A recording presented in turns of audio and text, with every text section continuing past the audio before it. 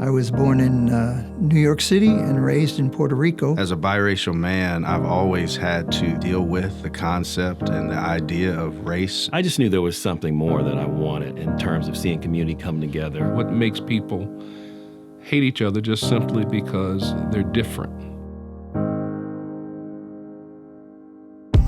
It was probably about 1.5 years ago. I asked a couple of guys to get together, some pastors in the area, to meet and to discuss the issue of race relations. We wanted it to be something more than just a conference. We wanted it to be something that had longer-term effects. So we focused our attention on building relationships with each other. When we come together, it's a real, honest, serious time, but it's joyful at the same time.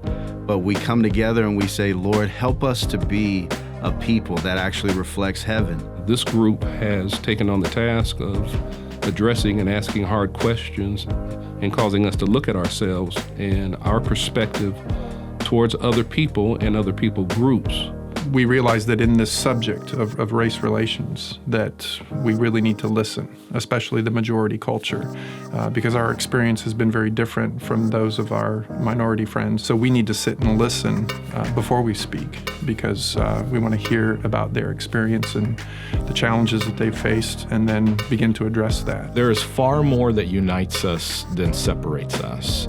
And you don't realize that until you really begin to engage and create relationships with people that are different from you. In the Zulu culture, the idea of Simunye, it means we are one. Simunye's purpose and cause is to love one another, to love all people, and to encourage others to do the same. To stimulate local churches in biblically healthy, multi-ethnic relationships. We envision churches modeling God's vision for peace, oneness, and biblical unity.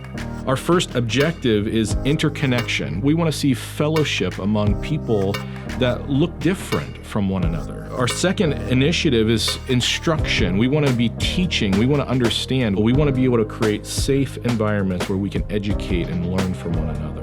And finally, we also want to be interceding. We want intercession and prayer to be a part of the unity that binds us together as God's people. We want to help the church lead the way in this discussion because we believe the church should be leading the discussion.